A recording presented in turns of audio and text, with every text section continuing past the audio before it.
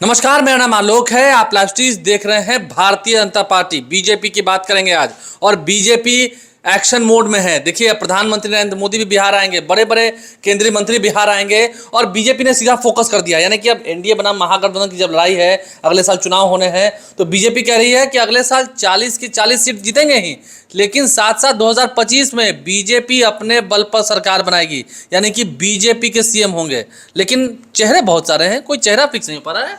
नहीं आलोक, बिल्कुल आपने सही कहा कि महागठबंधन तो अभी 2024 की ही बात करता है, लेकिन बीजेपी जो है वह साथ में 2025 की भी बात कर रहा है और डंके की चोट पर कह रहा है कि 2025 में बिहार में बीजेपी की सरकार।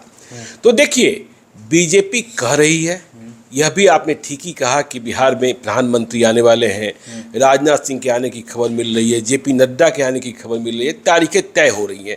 तो बीजेपी की तैयारी बड़ी तैयारी है, इसमें कोई शक नहीं, और दोहरी तैयारी है लोकसभा चुनाव और विधानसभा चुनाव दोनों की।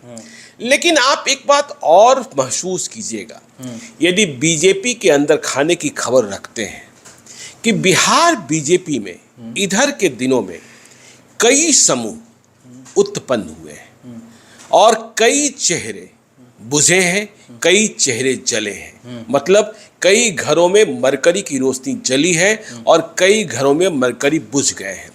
तो देखिए, जब 2025 की बात होती है तो चेहरे की बात होती है, मुख्यमंत्री के दावेदार की बात होती है। हाँ, सामने टक्कर कौन देंगे? सामने टक्कर कौन देगा? वैसे आपको पता है कि बीजेपी हर चुनाव नरेंद्र मोदी के सुपर ब्रांड जो हैं उन्हीं के नाम पर लड़ती है, और आम तौर पर विधानसभा चुनावों में मुख्यमंत्री के उम्मीदवार की घोषणा, दावेदार की घोषणा नहीं करती है। करीब करीब यह बात तय है, जब बहुमत आ जाता है या सरकार बनाने की स्थिति आती है, तब बीजेपी अपना प्रत्याशी या जिन्हें मुख्यमंत्री नामित करना होता है उन्हें नामित कर देती है। उत्तर प्रदेश में भी आपने देखा होगा कि मनोज सिन्हा, जिन्हें तय मान लिया गया था, आशीर्वाद भी मिल गया था दिल्ली से, और वे काशी विश्वनाथ का दर्शन भी कर चुके थे, लेकिन लखनऊ के लिए फ्लाइट टेक ऑफ करता इसके पहले सारी स्थिति गड़बड़ हो गई और योगी आदित्यनाथ को शपथ दिलानी पड़ी थी। देखिए, जब हम बिहार की बात करते हैं और जब हमने कहा मनमुटाव और समूह, तो बीजेपी के इतिहास पर जाइए। बिहार में यदि बीजेपी को जमीनी स्तर पर पहुंचाने का काम शुरुआत में किया यदि किसी शख्स ने, तो उनका नाम कैलाशपति मिश्र था। लेकिन उस जमाने में राज करने का अवसर तो प्राप्त हुआ नहीं। फिर देखिए सुशील कुमार मोदी 2005 से और तब तक 2020 तक जब भी नीतीश कुमार मुख्यमंत्री रहे उनके साथ रहे, उप मुख्यमंत्री रहे, डिप्टी सीएम रहे, और यह माना जाता रहा कि बिहार बीजेपी में वही होगा जो सुशील कुमार मोदी चाहेंगे। हुआ भी ठीक है, कई सालों तक होता रहा। जैसा उन्होंने तय किया वही पालन किया जाता रहा। तो सुशील कुमार मोदी को भविष्य का मुख्यमंत्री भी जब बीजेपी को पूर्ण बहुमत मिलेगा। लेकिन कई लोग यह भी कहते हैं कि नीतीश कुमार के साथ रहते हुए बीजेपी में नेतृत्व को कभी सुशील कुमार मोदी ने इस कदर नहीं उभरने दिया कि बिहार में बीजेपी अपने बूते सरकार बना सके। लेकिन देखिए, 2020 तक सुशील मोदी रहे तो जरूर, लेकिन 2014 में जब नरेंद्र मोदी केंद्र की सत्ता में आ गए, प्रधानमंत्री बन गए, नए समीकरण बने, तो सुशील मोदी का वजन गिरा। ठीक है ना। अब तो देखिए 2024 में राज्यसभा के सदस्य के तौर पर भी उनका कार्यकाल खत्म हो रहा है। अब वे राज्यसभा के लिए फिर से भेजे जाएंगे, नामित होंगे, मतलब चुनाव लड़ने के लिए टिकट मिलेगा या फिर कहीं लोकसभा लड़ने का मौका दिया जाएगा, मुझे नहीं पता। तो सुशील कुमार मोदी एस्टैब्लिश चेहरा थे, और आज भी उनके भीतर जितनी काबिलियत है, चाहे बिहार में चारा घोटाले की लड़ाई हो, चाहे लालू यादव को बर्बाद करने के लिए हर लड़ाई, उसमें सुशील कुमार मोदी का योगदान सबसे अधिक रहा। ठीक है ना। तो देखिए, जब सुशील कुमार मोदी को अपदस्थ किया गया बिहार सरकार से, नीतीश कुमार से अलग किया गया। नीतीश कुमार कहते हैं कि मैं तो चाहता ही था। जी, वे तो आज भी कहते हैं कि मेरा उनके साथ क्या संबंध है, ये किसी से छुपा नहीं। तो सुशील मोदी को जब अपदस्थ किया गया, सुशील मोदी को बिहार से हटाया गया, बिहार सरकार से, तो नेतृत्व ने, मतलब केंद्रीय नेतृत्व ने, देखिए सुशील मोदी के रहते बिहार में एक समानांतर नेतृत्व तेजी से उभर रहा था, और इसे लीड कर रहे थे नित्यानंद राय। नरेंद्र मोदी और अमित शाह के बहुत करीब आ गए, बिहार प्रदेश भाजपा के अध्यक्ष भी रहे और सुशील मोदी के उप मुख्यमंत्री रहते हुए यह दिखने लगा कि अब नित्यानंद राय की मर्जी ही चल रही है। और कहने वाले लोग यह भी कहते रहे कि अब जो भी बीजेपी का मुख्यमंत्री होगा वह नित्यानंद राय ही होंगे, जाति से यादव।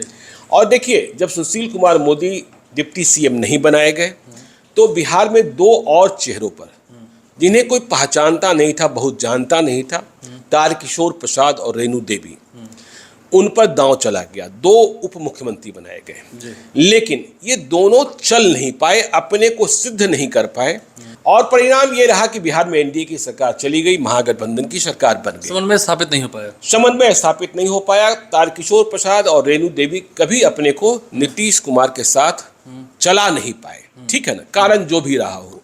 और तारकिशोर प्रसाद और रेणु देवी अपनी इमेज ऐसी भी नहीं बना पाए कि वे बिहार के स्टार प्रचारक हो जाए। लेकिन देखिए, जब नित्यानंद राय की बात चल रही थी, नित्यानंद राय आज भी हैं और आज भी उन्हें दावेदार माना जाता है। लेकिन भाजपा के शीर्ष नेतृत्व ने यह महसूस किया कि बिहार में जो सबसे बड़ा वोट बैंक है यादवों का, सबसे बड़ी जाति, संख्या में भी सबसे अधिक, वह वोट बैंक नित्यानंद राय को आगे लाने के बाद भी खिसक नहीं रहा है, उनकी ओर नहीं बढ़ रहा है। हाँ, उनकी ओर नहीं बढ़ रहा है। वह लालू यादव और तेजस्वी यादव के प्रति ही समर्पित है। तो यह समझा गया कि देखिए, अब तो नीतीश कुमार भी नहीं है, नीतीश कुमार और लालू यादव एक साथ हो गए हैं, तो सोशल इंजीनियरिंग नए तरीके से करनी होगी। उपेंद्र कुशवाहा को फिर से मोहभंग कराया गया जेडीयू से।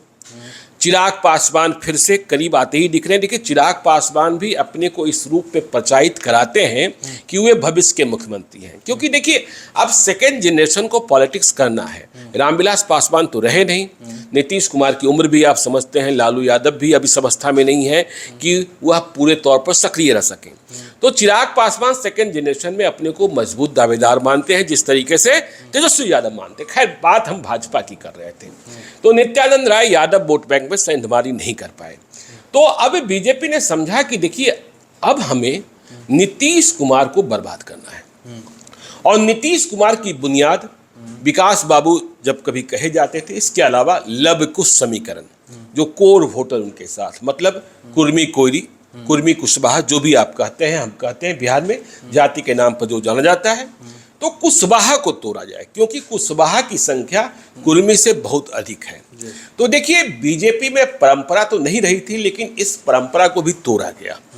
और क्या तोड़ा गया कि बीजेपी ने एक इंपोर्टेड लीडर को, आयातित नेता को, सम्राट चौधरी को बिहार प्रदेश भाजपा का अध्यक्ष बनाया। वे देखिए आरजेडी में थे, वे देखिए जेडीयू में थे, वे जीतन राम मांझी की सरकार में भी मंत्री थे और बीजेपी में आए। बीजेपी में किसी को उम्मीद नहीं थी कि सम्राट चौधरी पर इतना बड़ा दांव बीजेपी का शीर्ष नेतृत्व लगा देगा, लेकिन लगा दिया गया। और जैसे ही सम्राट चौधरी बिहार प्रदेश भाजपा के अध्यक्ष बने, बिहार में क्या नारा लगने लगा कि बिहार को योगी मिल गया, बिहार का नया योगी, बिहार का नया योगी। और सम्राट चौधरी इन दिनों बहुत आक्रामक, बहुत तल्खी के साथ नीतीश कुमार पर हमला बोल रहे हैं, पगड़ी बांध लिया है, पगड़ी बांध लिया है।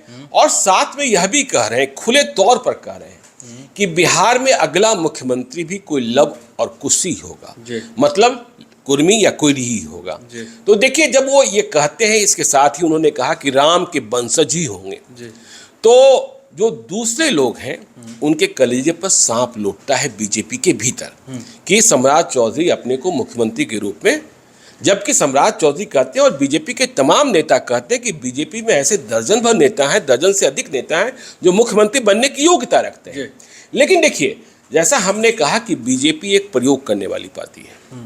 योगी आदित्यनाथ उत्तर प्रदेश के मुख्यमंत्री बन जाएंगे, यह कोई सोच भी नहीं रहा था।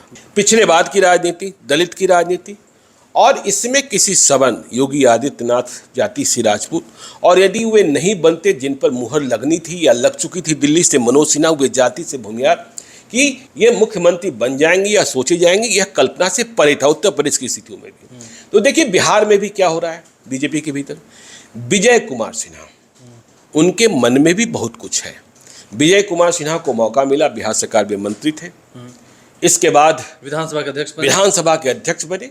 विजय कुमार चौधरी तब अध्यक्ष थे 2020 में, उसके बाद वो शिक्षा मंत्री बनाए गए थे। तो रिप्लेस हुए विजय कुमार सिन्हा। और आपने विधानसभा के भीतर ही विजय कुमार सिन्हा और नीतीश कुमार सम्राट में। चौधरी में। सम्राट चौधरी में भी हाँ, सम्राट चौधरी ने क्या कर दिया था, व्याकुल होने की जरूरत ज्यादा व्याकुल नहीं होना है। फिर नीतीश कुमार और विजय कुमार सिन्हा में क्या हुआ, यह भी आपने देखा, कितनी तलखी दिखी, कितनी तलखी दिखाई माहौल पड़ी। गर्म हो गया। तो विजय कुमार सिन्हा को भी लगता है इसके बाद देखिए वो नेता प्रतिपक्ष बना दिए गए, मतलब मुख्यमंत्री की कुर्सी के एक नीचे। कैबिनेट मंत्री का दर्जा होता है। हाँ ठीक है, बड़ा दर्जा होता है, तो नेता विरोधी दल बना दिए गए। और उन्हें भी लगता है कि जब भाजपा प्रयोग करने वाली पार्टी है तो हम क्यों नहीं हो सकते हैं।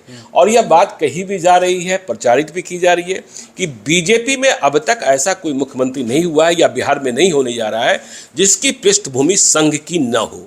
तो देखिए जितने नाम हमने लिए, सुशील कुमार मोदी, तारकिशोर प्रसाद, ये विजय कुमार सिन्हा, ये संघ वाले लोग हैं, ठीक है। तो वहाँ भी, लेकिन विजय कुमार सिन्हा के लिए चुनौती भी कम नहीं है। विजय कुमार सिन्हा लखीसराय से विधायक हैं और 2024 में मुंगेर लोकसभा क्षेत्र का नतीजा क्या होता है, क्योंकि वहाँ लड़ाई जो लड़ी जानी है महागठबंधन के उम्मीदवार जेडीयू के नेशनल प्रेसिडेंट ललन सिंह से लड़ी जानी है। अभी ललन सिंह के खिलाफ चुनाव कौन लड़ेगा, इसी बात पर बहुत पसोपेश है। क्या विजय कुमार सिन्हा खुद लड़ने को आएंगे, क्योंकि दोनों जो बाहुबली हैं वे पीछे आ चुके हैं, या फिर आरसीपी सिंह जाएंगे वहां। तो मुंगेर का नतीजा देखिए, विजय कुमार सिन्हा लड़ना चाहते हैं, लेकिन क्या नेतृत्व विश्वास करेगा और इसके लिए उन्हें आगे करेगा, यह देखने की बात है। इधर के दिनों में आप एक और देख रहे हैं पिछले एक हफ्ते से, हालांकि यह प्रयास तो कई महीनों से चल रहा है, राजीव प्रताप रूडी ने भी कहना शुरू किया है 2 वर्ष बाद तो बिहार को लीड हम ही करेंगे। 25 वाली बात कह रही है। 25 वाली बात कह रहे हैं कि 2 वर्षों के बाद, और वे कह रहे हैं कि गरीबी हम ही मिटा सकते हैं। तो देखिए राजीव प्रताप रूडी के अभियान को जो पूरे बिहार में वो चला रहे हैं, बीजेपी का कितना समर्थन है मुझे नहीं पता, लेकिन हाँ बिहार का नेतृत्व करने का सपना वे भी देखने लगे हैं, जाति से राजपूत। और देखिए 2024 में उन्हें टिकट मिलता है नहीं मिलता है यह पार्टी फैसला करेगी। और छपरा में उन्होंने देखिए एक बड़ी बात कह दी, और क्या कहा, उन्होंने कहा कि देखिए जब छपरा के लिए हम 26,000 करोड़ ला सकते हैं, तो यदि मैं बिहार को नेतृत्व प्रदान कर दिया तो 26 लाख करोड़ बिहार के लिए भी ला सकते हैं। देखिए कहते कहते हुए सम्राट चौधरी को स्मार्ट चौधरी कह गए थे, लेकिन बाद में उन्होंने स्पष्टीकरण दिया कि मेरे कहने का मतलब तंज कसना नहीं था, मेरे कहने का मतलब सम्राट चौधरी के भीतर जो खासियत है वह बताना था। तो बीजेपी में अभी से ही मुख्यमंत्री पद के कई दावेदार दिखने लगे हैं। हाँ, कई चेहरे दिख रहे हैं, क्योंकि बीजेपी 2024 और 2025 की बात ज्वाइंटली कर रही है, इसलिए इस पर चर्चा होती है। नीतीश कुमार भी तंज कसते हैं, अलग अलग बातें कहते हैं कि मेरा विरोध करके वो पार्टी में बन सकते हैं नेता, लेकिन जनता के बीच कैसे जाएंगे, जनता में नेता कैसे बनेंगे, तंज नीतीश कुमार भी कसते हैं। लेकिन बीजेपी के अंदर चेहरे तो कई उभर रहे हैं, मौका किसे मिलेगा, क्योंकि उत्तर प्रदेश का उदाहरण भी आपने सुना, कैसे मनोज सिन्हा की जगह अचानक योगी आदित्यनाथ आ गए और कुछ इस तरह से आए कि अब छा गए। उस तरह से बिहार में क्या कुछ नया प्रयोग होगा, क्योंकि बीजेपी दमखम के साथ 24 और 25 दोनों की तैयारी में जुट चुकी है, चेहरे बहुत हैं, नाम कौन सा आगे होगा। और सबसे बड़ी बात, जनता के बीच जब जाएंगे जीतने के लिए, सामने महागठबंधन है, कोशिशें अभी और करनी बाकी हैं। हमारे चैनल को सब्सक्राइब कर लें, साथ साथ फेसबुक पेज भी लाइक करें, इसके अलावा ट्विटर हैंडल पर लाइव सीरीज को फॉलो करें। धन्यवाद।